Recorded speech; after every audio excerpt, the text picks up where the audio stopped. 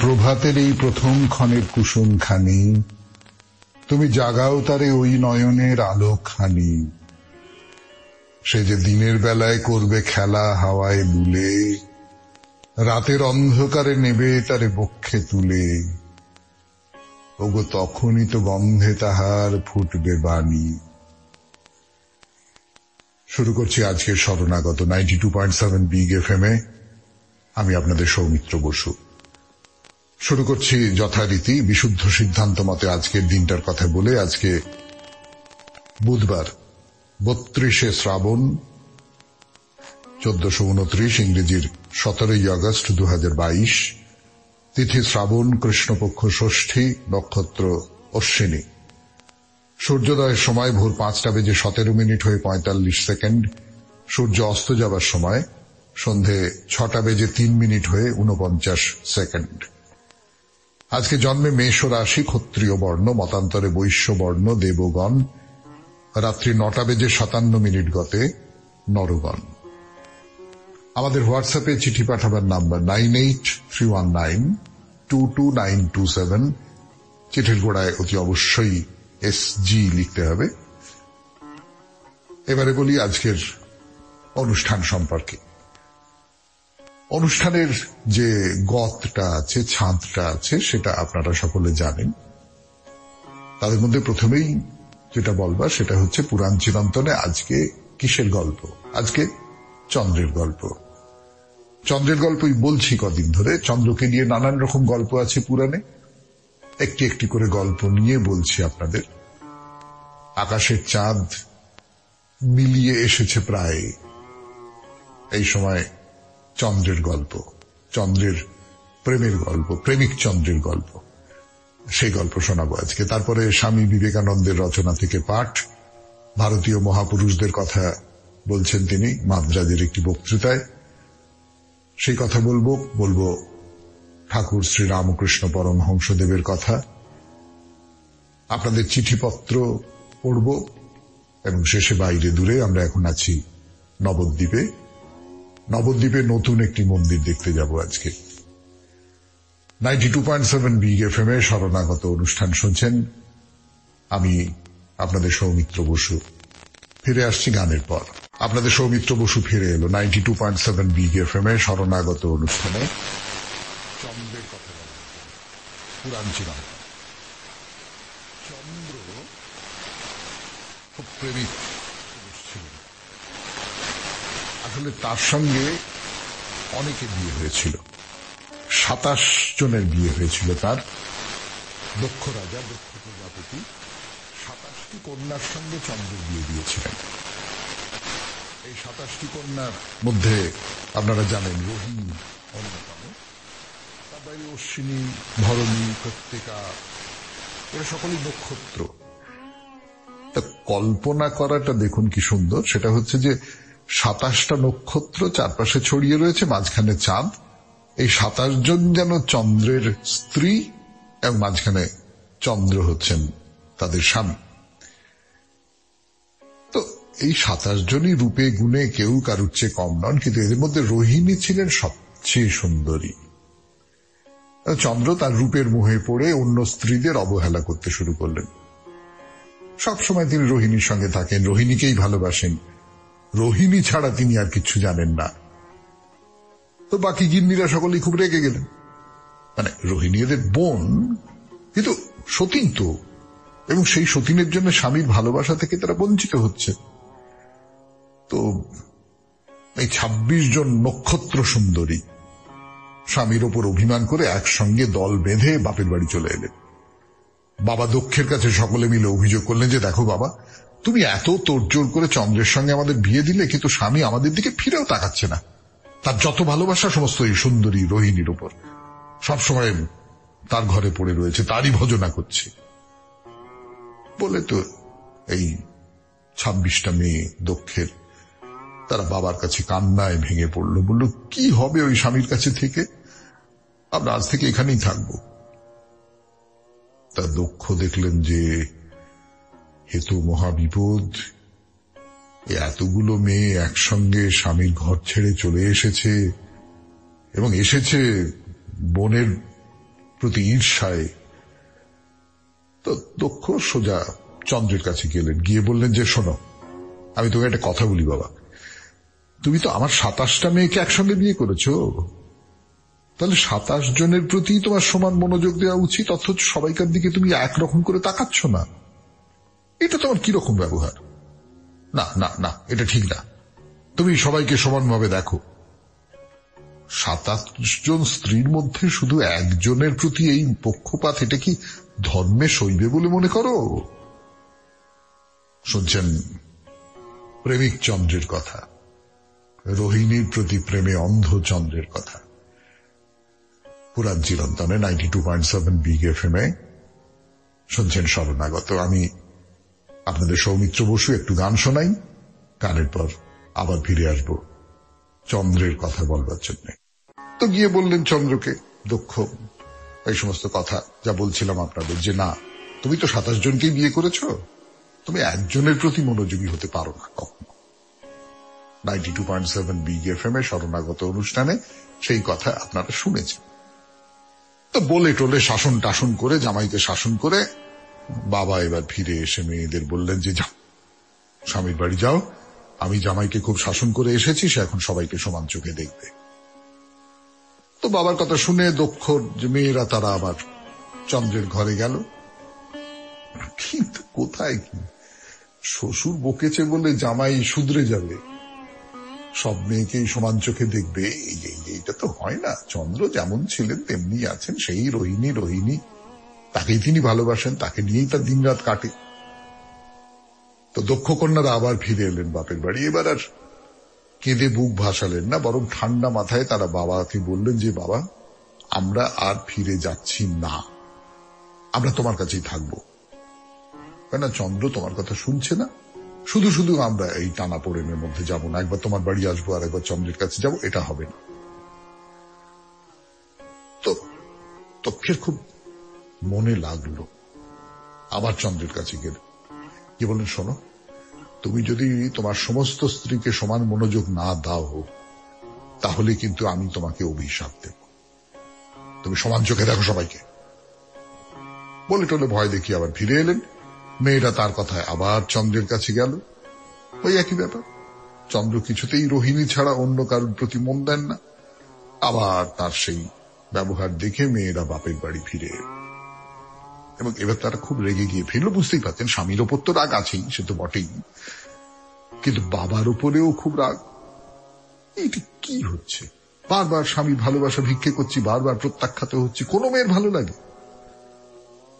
তো দক্ষ কন্যারা এবার বাবাকে বলল যে চন্দ্র এখনো রোহিণীর ঘরেই বসে আছে, আমাদের ভালোবাসার কোনো দায় তার নেই, যদি তুমি কিছু করতে চাও তাহলে যেন এমন ব্যবস্থা করো যাতে স্বামী আমাদের ভালোবাসে, একটা ব্যবস্থা করো, মুখে বলে কিছু হবে না। দক্ষ তখন রাগে দিগ্বিদিক জ্ঞান শূন্য হয়ে আবার জামাইয়ের ঘরে এলেন এবং অভিশাপ দিলেন, আমি যক্ষা রোগের সৃষ্টি করছি এবং এই যক্ষা চন্দ্রের শরীরে প্রবেশ করুক। চন্দ্র এই যে একটার পর একটা দিন ক্ষয়ে ক্ষয়ে ক্ষয়ে ক্ষয়ে যায়, এটা ওই যক্ষায় ক্ষয়ে যায়। এর পেছনে না দুটো তখনকার দিনের বিজ্ঞানের যুক্তি আছে। তখনকার দিনে মানুষ বিশ্বাস করত যে অতিরিক্ত স্ত্রী সম্ভোগ করলে যক্ষা হয়, এই কিছুদিন আগে চালু ছিল এই ধারণা। এবং এই যে যক্ষার জন্ম নিয়ে এই গল্পটা, এটা তৈরি হয়েছে ওই ওই ওই তত্ত্ব থেকে। আর চন্দ্র এই সাংঘাতিক রোগ থেকে পূর্ণ মুক্তি পাননি, কিন্তু খানিকটা সেরে উঠেছিলেন। সেটা সরস্বতী নদীর তীরে প্রভাস তীর্থে স্নান করে। শুনলেন পুরাণের গল্প, চন্দ্রের গল্প, পুরাণ চিরন্তন 92.7 বিগ FM এ শরণাগত অনুষ্ঠানে। এরপর স্বামী বিবেকানন্দের রচনা থেকে পাঠ করব আমি, আপনাদের সৌমিত্র বসু। এরপর পুরাণ চিরন্তন শুনলেন, এবার স্বামী বিবেকানন্দের রচনা থেকে পাঠ রচনার নাম ভারতীয় মহাপুরুষগণ। খানিকটা পড়েছিলাম এর আগের দিন, তারপর থেকে পড়ছি। ইন্দ্রিয় জ্ঞানই কি মানুষের সর্বস্ব? কে ইহা বলিতে সাহস করে? আমাদের জীবনে, আমাদের প্রত্যেকেরই জীবনে এমন সব মুহূর্ত আসে, হয়তো আমাদের সম্মুখেই আমাদের কোনো প্রিয়জনের মৃত্যু হইল, বা আমরা অন্য কোন রূপ আঘাত পাইলাম, অথবা অতিশয় আনন্দের কিছু ঘটিল। এইসব অবস্থায় সময়ে সময়ে মন যেন একেবারে স্থির হইয়া যায়। অনেক সময় এমনও ঘটে মনটা শান্ত হইয়া যায়, বহির্জগতে অনাসক্ত হইয়া ভিতরে প্রবেশ করে। ক্ষণকালের জন্য অনন্তের একটু আভাস তখন আমাদের চোখে প্রকাশিত হয়। মন বা বাক্য কিছুই সেখানে যাইতে পারে না। সাধারণ লোকের জীবনেই এইরূপ ঘটিয়া থাকে।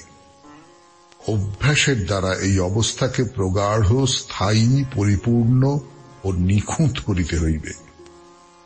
মানুষ শত শত যুগ পূর্বে আবিষ্কার করিয়াছে, আত্মা ইন্দ্রিয় দ্বারা বদ্ধ বা সীমিত নহে, এমনকি চেতনার দ্বারাও নহে। আমাদের বুঝিতে হইবে যে চেতনা সেই অনন্ত শৃঙ্খলের একটি ক্ষুদ্র অংশের নাম মাত্র। চেতনা সত্তার সহিত অভিন্ন নহে, উহা সত্তার একটি অংশ মাত্র। ঋষিগণ ইন্দ্রিয় জ্ঞানের অতীত ভূমিতে নির্ভীকভাবে আত্মানুসন্ধান করিয়াছেন। চেতনা পঞ্চেন্দ্রিয় দ্বারা সীমাবদ্ধ। আধ্যাত্মিক জগতের সত্য লাভ করিতে হইলে মানুষকে ইন্দ্রিয়ের বাহিরে যাইতেই হইবে। আর এখনো এমন সব লোক আছেন যাহারা পঞ্চেন্দ্রিয়ের বাহিরে যাইতে সমর্থ। ইহাদিগকেই ঋষি বলে, কারণ ইহারা আধ্যাত্মিক সত্যসমূহ সাক্ষাৎ করিয়া থাকেন। সুতরাং আমার সম্মুখস্থ এই টেবিলটিকে আমি যেমন প্রত্যক্ষ প্রমাণ দ্বারা জানিয়া থাকি, বেদ নিহিত সত্যসমূহের প্রমাণও সেইরূপ প্রত্যক্ষভাবে অনুভূত। টেবিলটিকে আমরা ইন্দ্রিয় দ্বারা উপলব্ধি করিয়া থাকি, আর আধ্যাত্মিক সত্যসমূহ জীবাত্মার অতি চেতন অবস্থায় প্রত্যক্ষ অনুভূত হইয়া থাকে। এই ঋষিত্ব লাভ দেশ, কাল, লিঙ্গ বা জাতি বিশেষের উপর নির্ভর করে না। বাৎসায়ন অকুতভয়ে বলিয়াছিলেন যে এই ঋষিত্ব ঋষির বংশধরগণের, আর্য অনার্য এমনকি ম্লেচ্ছদেরও সাধারণ সম্পত্তি। বেদের ঋষিত্ব বলিতে ইহাই বুঝায়। আমাদিগকে ভারতীয় ধর্মের এই আদর্শ সর্বদা মনে রাখিতে হইবে, আর আমি ইচ্ছা করি যে জগতের অন্যান্য জাতীয় এই আদর্শটি স্মরণ রাখিবেন। তাহা হইলেই বিভিন্ন ধর্মে বিবাদ বিসংবাদ কমিয়া যাইবে।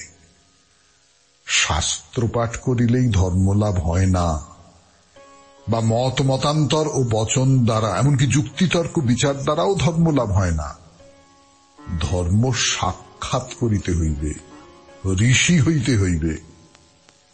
বন্ধুগণ, যতদিন না তোমাদের প্রত্যেকেই ঋষি হইতেছ, যতদিন না আধ্যাত্মিক সত্য সাক্ষাৎ করিতেছ, ততদিন তোমাদের ধর্মজীবন আরম্ভ হয় নাই জানিবে। যতদিন না অতীন্দ্রিয় অনুভূতির দ্বার খুলিয়া যায়, ততদিন তোমার পক্ষে ধর্ম কেবল কথার কথা মাত্র। ততদিন কেবল ধর্মলাভের জন্য প্রস্তুত হইতেছ মাত্র, ততদিন পরোক্ষ বিবরণ দিতেছ মাত্র। শুনলেন স্বামী বিবেকানন্দের রচনা থেকে পাঠ 92.7 বিগ এফএম এ শরণাগত অনুষ্ঠানে। এরপর গানের পর ঠাকুরের কথা। সেই শ্রীশের কথা বলছিলাম। ঈশানের ছেলে শ্রীশ খুব ভালো ছেলে, লেখাপড়ায় খুব ভালো, খুব ভদ্র, বিনয়ী। তার কতগুলো প্রশ্ন ছিল ঠাকুরের কাছে। সেই প্রশ্নগুলো বলবো আজকে, তার উত্তর বলবো, ঠাকুর কিভাবে উত্তর দিয়েছেন সেটা বলবো 92.7 বিগ এফএম এ শরণাগত অনুষ্ঠানে। শ্রীশের প্রশ্ন হচ্ছে, কর্মভার কমবে কিসে? কর্মভার কমবে কিসে? ঠাকুরের উত্তর কি? ঈশ্বরের দিকে অগ্রসর হতে হতে।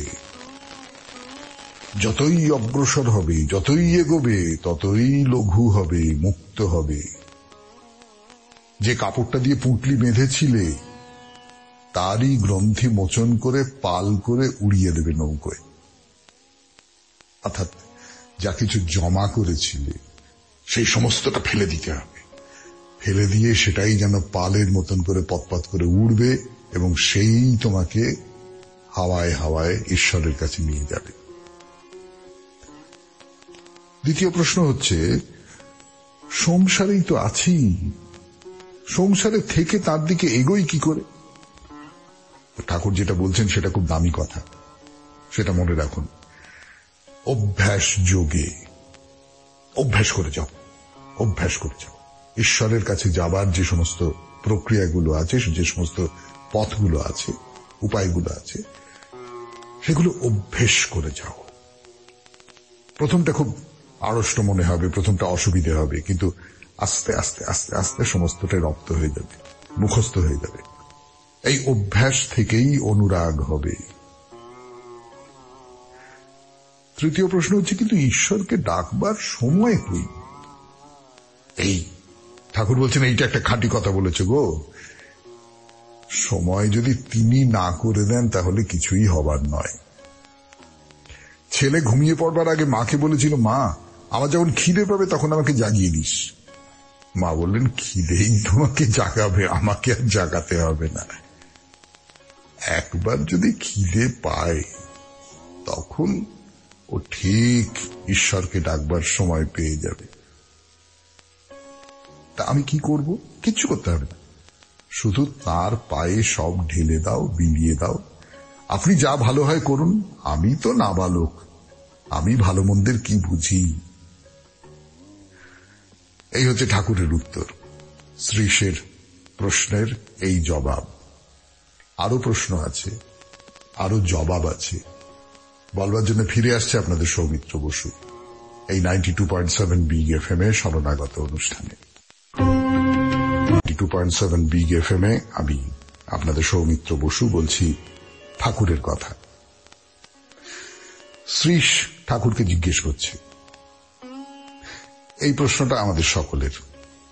নানানভাবে জীবনে দুঃখ কষ্ট পেয়ে আমরা ঈশ্বরকে স্মরণ করেছি, কিন্তু কোনো ফল হয়নি। তো তা শ্রীশও জিজ্ঞেস করছে যে ঈশ্বরের নাম নিলেই ভালো ফল হয় কোথায়? ঠাকুর বলছেন, বলো কি? আরে বীজ পড়া মাত্রই কি গাছ দেখা দেয়? তা আগে গাছ, তারপরে তো ফুল ফল। বপন করো এই নাম বীজ, পোঁতো। বীজের মধ্যেই একেবারে গোপন হয়ে আছে বনস্পতি, বিশাল গাছ। তুমি তো জানো না তোমার ভেতরে কি আছে, তুমি যে কতটা বড়, তোমার ক্ষমতা কতটা, তোমার মনের ক্ষমতা কতটা, তুমি তো কিচ্ছু জানো না। এই বীজটা ফেলো, সে তোমাকে চিনিয়ে দেবে তুমি কত বড়। ঠাকুর বলছেন ঈশানকে যে ছেলেটার গল্প বলো না। সেই ছেলেটার গল্পটা কি? একটা ছোট্ট ছেলে কোত্থেকে খবর পেয়েছে ঈশ্বরই সবকিছু সৃষ্টি করেছেন, ঈশ্বরই একমাত্র আপনার লোক। তখন সেই ঈশ্বরকে একটা চিঠি দিলে, ঠিকানা দিলে স্বর্গ, চিঠি লিখে ডাক বাক্সে ফেলে দিলে ঈশ্বরের কাছে পৌঁছে যাবে। কি ভাবছেন? ছেলে মানুষই, বোকামি?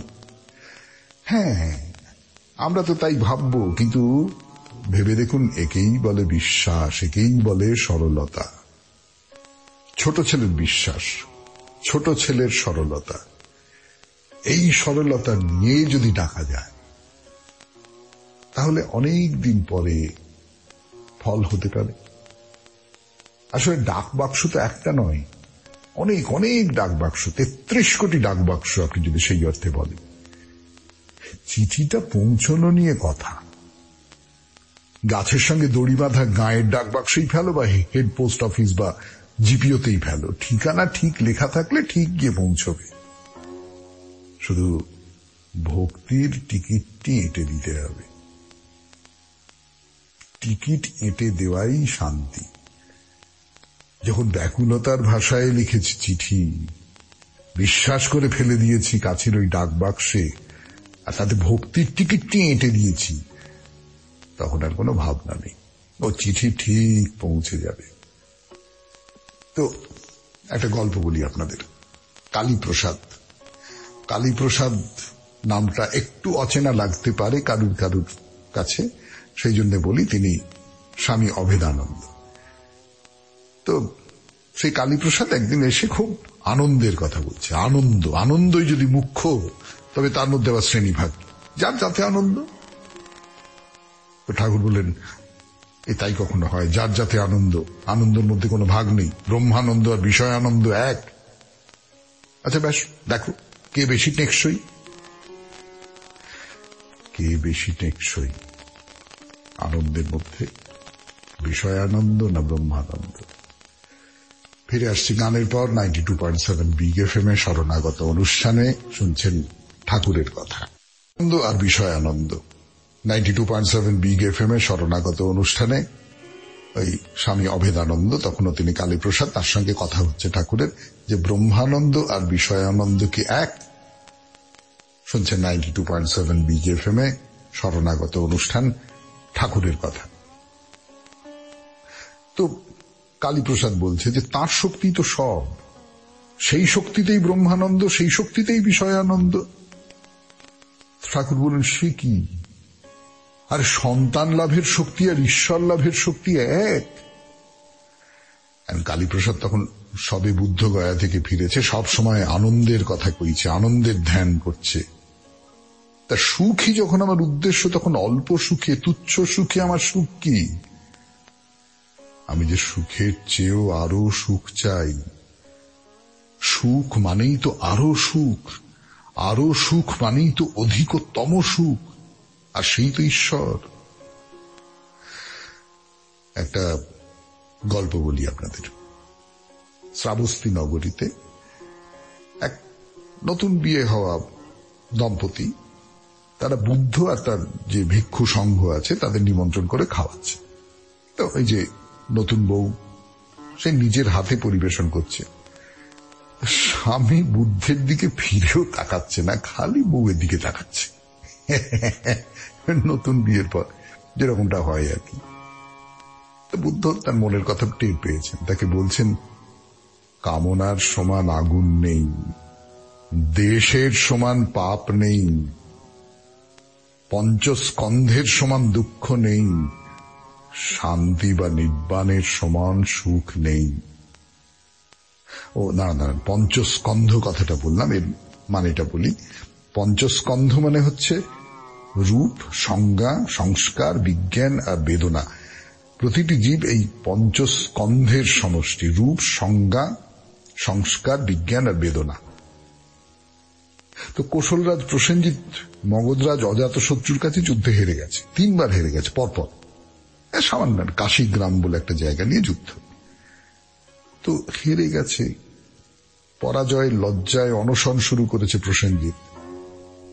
তো বুদ্ধ সেই অনশনের কথা শুনতে পেলেন, করে বললেন, জয় বৈরিতা প্রসব করে, পরাজিত বাস করে দুঃখে মর্ম দাহে, যে জয় পরাজয়ের অতীত তারই অক্ষুণ্ণ শান্তি। আমি জিতিও নি, আমি হারিও নি, কর্মণ্যে মা অধিকারস্তে মা ফলেষু কদাচন। সমস্তটাই তাঁর, জেতা হারা যা কিছু বলুন সবটাই তাঁর। শেষ হলো ঠাকুরের কথা 92.7 বিগ এফএম এ শরণাগত অনুষ্ঠানে। এইবার আপনাদের চিঠিপত্রের বিগ এফএম এ শরণাগত অনুষ্ঠান। সৌমিত্র চট্টোপাধ্যায় লিখেছেন ঝুলন পূর্ণিমা নিয়ে একটি চমৎকার চিঠি পড়ি। রাধাকৃষ্ণের ঝুলন যাত্রার আজ ঝুলন পূর্ণিমা। ছেলেবেলার ঝুলনের স্মৃতি বড় মেদুর করে। এখন আর কেউ ঝুলন সাজায় না, সব বদলে গেছে। ছেলেবেলায় এই রেওয়াজ ছিল সব বাড়িতেই। মনে পড়ে আমরা ছোট বলে অপটু হওয়ায় বাবা মাই উৎসাহ ভরে সাজিয়ে দিতেন। বাবা সোনালী রূপলির আংটা মুড়ে দোলা টাঙাতেন, মা বাগানের নানা ফুলে রাজকীয় দোলা সাজিয়ে রাধাকৃষ্ণের পট বসাতেন। নিচে ঢালা লাল রকে শহর গ্রাম সব তৈরি করতেন। গ্রামে গরু চড়ে, পথে গোযান চলে, পুকুরে হাঁস বক, চ্যাটালো টিনের লজেন্সের বাক্সয়ে চারধারের মাটি ঘাস পাতায় হতো পুকুর পাড়। শহরে পার্ক, বাগান, রাজপথ। বাড়িতে অজস্র কড়ি, সেলুলয়েড আর প্লাস্টিকের পুতুল খেলনা ছিল। তাই দিয়ে তৈরি হতো খেলাঘরের রাজ্য। আমি মন দিয়ে মার কারিগরি লক্ষ্য করতাম। পরে একটু বড় হয়ে নিজেই ভাই বোনেদের নিয়ে সাজাতুম। একদিকে শহর, আরেকদিকে গ্রাম। শহরে পার্ক, হোটেল, খেলার মাঠ, সুরকি বালি ঘেঁষ দিয়ে হতো রঙিন পথ, বাস, মোটর গাড়ি, টানা রিক্সা চলছে। গ্রামে ধান ক্ষেত, পুকুর, কুঁড়ে ঘর, এইসব। ঝ্যাঁটার কাঠি দিয়ে বাঁধতুম রেল লাইন। নানা সরঞ্জাম কিনতুম। সড়ক আর রেলপথে গ্রাম শহরে যোগাযোগ হতো। গ্রামের শেষে থাকতো পাহাড়, নেমে আসতো নদী। পাহাড়ে ঘাস, মাটি আর বুনো গাছে বন জঙ্গল বানাতুম। কত জীবজন্তু পাহাড়ে। রবীন্দ্রনাথের ডাকঘর গল্পের পাঁচমুড়া পাহাড়, শ্যামলী নদী খুব মোহিত করেছিল। নকল তৈরি করে আশ মিটতুম। সাজানোর গুণে আমরা খুব প্রশংসা পেতাম। এক ভদ্রলোক বলেছিলেন, বাহ, এটা একটা আর্ট হয়েছে। সে কথা আজও ভুলিনি। আজ কত বছর হয়ে গেল ঝুলনের খেলাঘরের রাজ্যকে জীবন পথের কোন বাঁকে হারিয়ে ফেলেছি। কিন্তু সেই সার্থক দিনগুলোর স্মৃতি এখনো মনের লাইব্রেরি ঘরে সযত্নে রক্ষিত। এখন ভাবি, এ তো খেলার মাধ্যমে পিতামাতার সৃজনশীলতার শিক্ষা। আজ এ কথা স্মরণ করে চোখে জল আসে। এই ভারী স্মৃতিমেদুর চিঠিটি লিখেছেন সৌমিত্র চট্টোপাধ্যায়, বারুইপুর, কলকাতা 144 থেকে। চিঠির পর বাইরে দূরে 92.7 বিগ FM এ শরণাগত অনুষ্ঠানে শেষ পর্যায়ে বাইরে দূরে নবদ্বীপের গৌর গোপীনাথজিউর মন্দিরে ঘুরে ঘুরে বেড়াচ্ছি আমরা। কি ভালো লাগছে না? চারপাশে ছড়ানো কত কত মূর্তি, পৌরাণিক সব আখ্যানগুলো যেন রূপ নিয়ে এসে দাঁড়িয়েছে আমাদের চোখের সামনে। যেমন কতদিন বলছিলাম শ্রীকৃষ্ণের গোবর্ধন পর্বত ধারণ করার মূর্তিটির কথা। বলতে গিয়ে মনে হলো গিরি গোবর্ধনের গল্পটা আপনাদের একটু বলে নি। সে কতদিন আগের পড়া, সবটা মনে আছে কিনা কে জানে। যাই হোক, সেই গিরি গোবর্ধন বাঁ হাতে তুলে দাঁড়িয়ে আছেন শ্রীকৃষ্ণ। সেই পাহাড়ের নিচে তার বাঁ পাশে 3 জন নারী, ডান দিকে ওই রকম 3 জন, তাদের মধ্যে পুরুষও আছেন। তারা সবাই আছেন এই গোবর্ধন পাহাড়ের ছাতার তলায়। না, এ কথা কিছুতেই বলবো না শিল্প হিসেবে খুব উঁচু মানের কাজ, কিন্তু দেখতে ভালো লাগে। এই ভালো লাগাটুকু নিয়ে ফিরে আসছি আবার 92.7 বিগ FM এ শরণাগত অনুষ্ঠানে বাইরে দূরে নবদ্বীপের মন্দির। ছবি তোলা বটে। 92.7 বিগ FM এ শরণাগত অনুষ্ঠানে আপনারা মন্দির দেখছেন, নবদ্বীপের গৌর গোপীনাথজিউর মন্দির। সে শুধু দেখা নয়, তার সঙ্গে ছবি তোলা। আজকাল তো হাতে হাতে ক্যামেরা, মোবাইল ফোনের সঙ্গে লাগানো, ফলে অসংখ্য ছবি উঠছে এই মন্দিরের। মানে ছবি তোলার এত অপরূপ সব উপাদান তো সব মন্দিরে মেলে না। এই তো দেখুন না, একটা কোলাপসেবল গেটের সামনে হলদে টিনের উপরে নীল দিয়ে লেখা রয়েছে মিউজিয়াম এদিকে। এই তো দেখুন না, একটা কোলাপসেবল গেটের সামনে হলদে টিনের উপর নীল দিয়ে লেখা রয়েছে মিউজিয়াম এদিকে। দেখলেন সব মূর্তি প্রদর্শনীর মতো, কিন্তু না, দেখার জিনিস এখানেই শেষ নয়। আরে দূর, আমি শুরু থেকে করছি। Link number 10। যেটা বলছিলাম আপনাদের, এই মন্দিরটা দেখবার মতন অনেক কিছু আছে। এই যে আমাদের নবদ্বীপের গৌর গোপীনাথজিউর মন্দির, এবং দেখা মানে তো শুধু দেখা নয়, ছবি তোলাও তো বটে। হ্যাঁ, আজকাল তো আবার হাতে হাতে ক্যামেরা, মোবাইল ফোনের সঙ্গে লাগানো, ফলে অসংখ্য ছবি উঠছে এই মন্দিরের। ছবি তোলার এত অপরূপ সব উপাদান তো সব মন্দিরে মেলে না। কিন্তু না, দেখার জিনিস এখানেই শেষ নয়। এখানে আছে একটা মিউজিয়াম, যাকে বাংলায় বলে প্রদর্শনশালা। নিচে ইংরেজিতে লেখা রয়েছে মিউজিয়াম ভিজিট দিস ওয়ে। তা চলুন সেদিকে যাওয়া যাক। না, তা বলে ভাববেন না এই যে প্রদর্শনশালা, এখানে নানান রকম সব প্রাচীন জিনিসের নিদর্শন পাওয়া যাবে, ওসব কিছু নয়। মানে মিউজিয়াম, প্রদর্শনশালা বা সোজা কথায় জাদুঘর বললে মনের মধ্যে একটা ছবি জেগে ওঠে, তো এখানে সেসব কিছু নেই। ওই বাইরে যা আছে এখানে ভেতরেও তাই। শ্রীকৃষ্ণকে নিয়ে পুরাণে যেসব কাহিনী আছে তাদেরই মূর্তিরূপ সাজানো আছে এখানে। এই দেখুন, ঝুড়িতে করে বাসুদেব নিয়ে যাচ্ছেন শ্রীকৃষ্ণকে কারাগার থেকে। নীল সমুদ্র, তার উপরে অনন্ত নাগের বুকের উপর শুয়ে আছেন নারায়ণ, লক্ষ্মী তার সেবা করছেন। ধরুন রাসলীলা, কৃষ্ণ তার গোপীদের সঙ্গে, মানে গ্যালারির মতন করে টানা চলেছে, আপনি দেখতে দেখতে দেখতে দেখতে এগিয়ে যান। দেখা হলো, এবার বাইরে বেরিয়ে আসুন। ওই দেখুন, সামনে যা দেখছেন এই মূর্তিটির জন্যই এই গৌর গোপীনাথজিউ মন্দিরের এত খ্যাতি। গৌরাঙ্গের একটি মূর্তি দাঁড়িয়ে আছে আপনার সামনে, 60 ফুট উঁচু। হ্যাঁ, 60 ফুট উঁচু, তার মানে ধরুন কমপক্ষে 3 তলা বাড়ির সমান উঁচু, তার চেয়ে বেশি হবে। এবং শুধু উচ্চতার জন্য নয়, এই যে মূর্তি, এর গড়নের মধ্যে কিন্তু শিল্পী তার নিজের যে পরিচয়, শিল্পী হিসেবে যে পরিচয়, সেটা প্রকাশ করতে পেরেছেন। চৈতন্যদেবের এই মূর্তি কিন্তু হুবহু বাস্তবকে অনুকরণ করতে চায়নি। দেখলেই বুঝবেন, যেন কৃষ্ণনগরের মাটির পুতুলের একটা ধরন আছে না, যেটা ঠিক বাস্তব নয়, বাস্তবের থেকে একটুখানি আলাদা, শিল্পিত করে তোলা। এই গৌরাঙ্গের মধ্যে সেই রকম একটা ব্যাপার আছে। মাথায় চূড়া করে বাঁধা চুল, 2 কাঁধ বেয়ে নেমে এসেছে, খুব বড় বড় 2টি চোখ।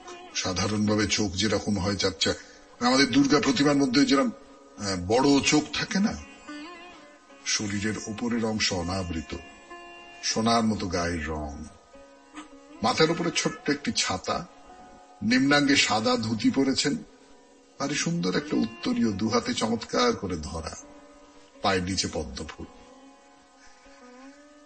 দেখা হলো এই মন্দির, এই যে নবদ্বীপের গৌর গোপীনাথজিউর মন্দির। এইবারে ফেরার পালা। যাওয়ার আগে নরহরি ধাম বলে স্টল থেকে মহাপ্রসাদ কিনে নিয়ে তারপর যান নতুন মন্দিরের দিকে। কিন্তু সেই নতুন মন্দিরে যাবার